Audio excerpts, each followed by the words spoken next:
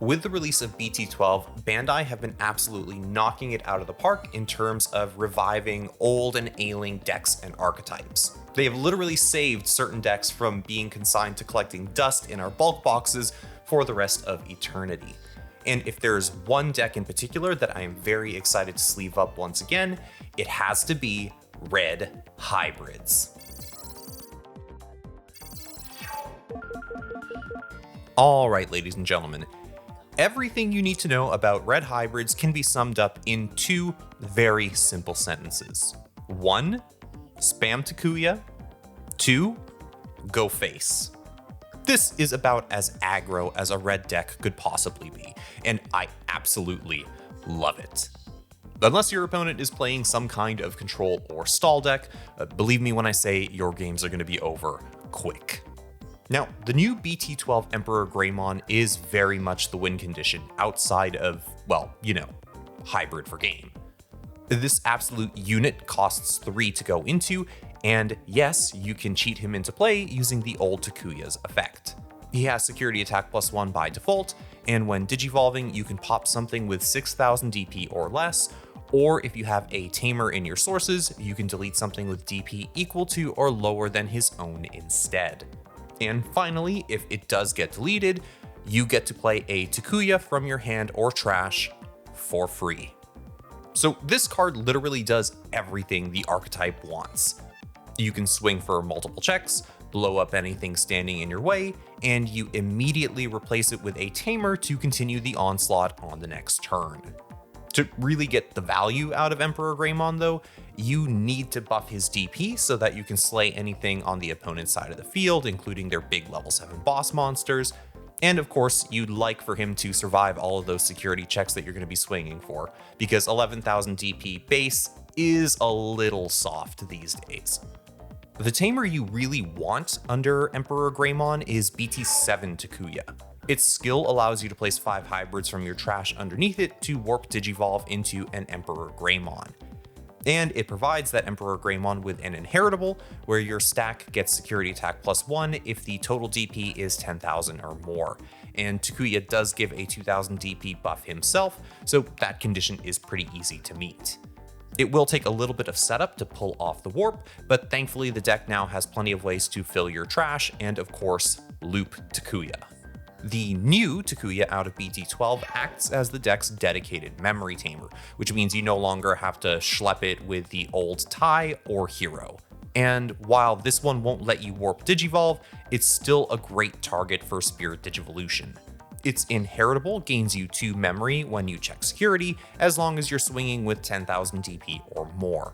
And notably, you don't have to survive the security check to get the memory bonus, which is kind of broken if you ask me. And hey, the nice thing about the new support looping Takuya means that you'll almost always have access to that guaranteed 3 memory at the start of your turn. So what's not to love here? And now that we've got a good idea of the main pieces, let's go through everything that'll get you to those big, scary EmperorGreymon plays. We'll start with the Digitama, and now we're running BT11 Yokomon. The effect synergizes almost too well with red hybrids, allowing you to draw a card on deletion if you have a red tamer in play. Your level 4s are usually going over your tamers, which means that you can basically pair this with your rookies to get a free draw while doing some chip damage and setting up your tamers for later hybrid plays. On to the rookies, it's basically all Flamemons. The name of the game is consistency here, and thankfully we are very spoiled for choices now. The new BT12 Flamemon lets you pitch a hybrid on play in order to draw 2, which fills the trash for BT7 Takuya. And it buffs your hybrids by 2000 DP with its inheritable, which certainly doesn't hurt. BT4 Flamemon on play will search the top 3 cards of your deck for a red tamer and a hybrid, which can let you thin your deck pretty aggressively and see all your combo pieces as early as possible.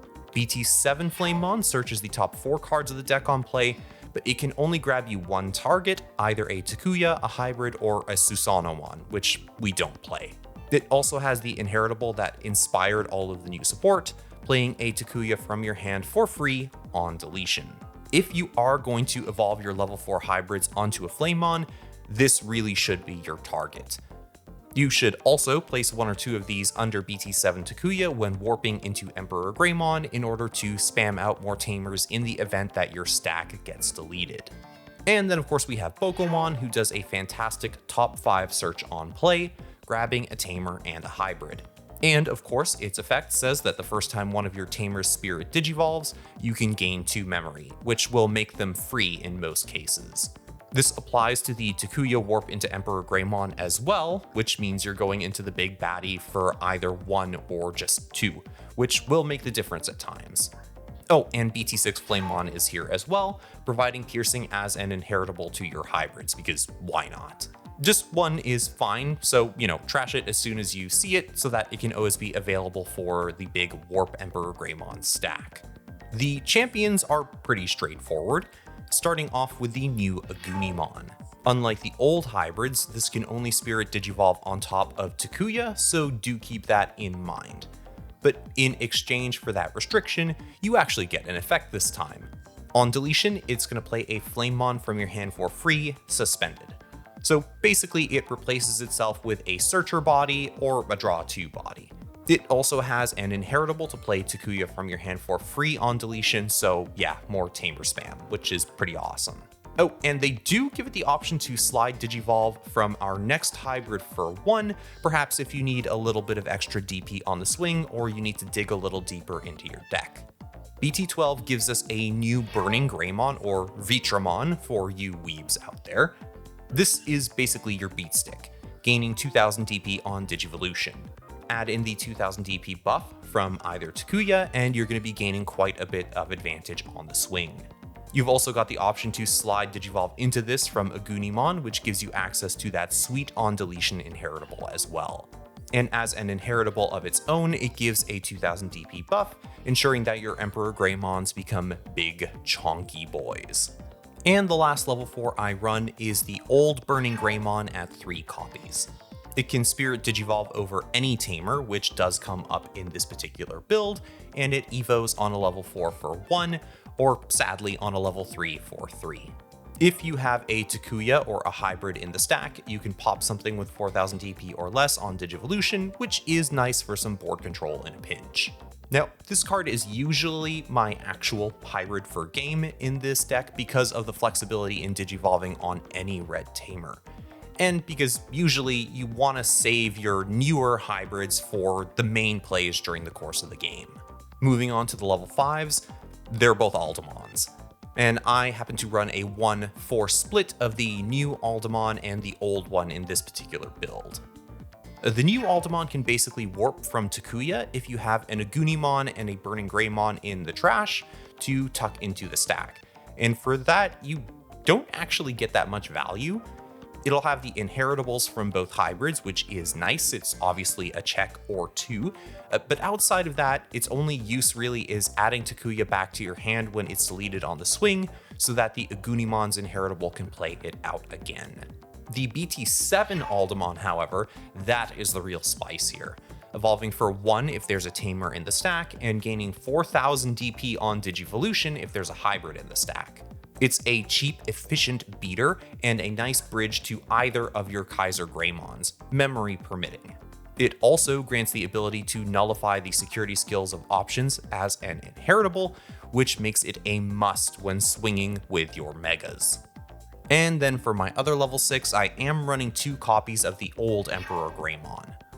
When digivolving, it can blitz, allowing you to aggro even when passing over the turn, and obviously this can be a game ender if the old Takuya is in play.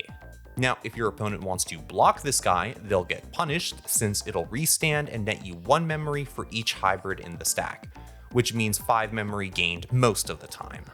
I really love this card, but outside of the initial blitz, it doesn't provide a ton of value later on in the game, so I think you really only need to run 2 at most. This deck does have room to run a few options, mostly for a little extra pressure and board control. Atomic Inferno is a staple in red hybrids, giving one of your hybrids a 3000 DP buff and security attack +1. And with BT7 Takuya under one of your level 4 hybrids, you can guarantee a 3-check swing early on in the game, which obviously makes closing things out a lot easier. And hey, if it's checked in security, you get a blanket security attack +1 to all of your Digimon on your turn. So, you know, GG no re. Fire Drake Strike is there just for spot removal. It allows you to delete something with DP equal to or less than the DP of one of your hybrids, and thanks to all of the DP buffs that we can have in the stack, this will let you clear some pretty big bodies, hopefully after you've already swung into security and survived. The security skill is different but still good, allowing you to play a Takuya from your hand or trash for free. Now, full disclosure, this option is basically here to deal with Quartzmon.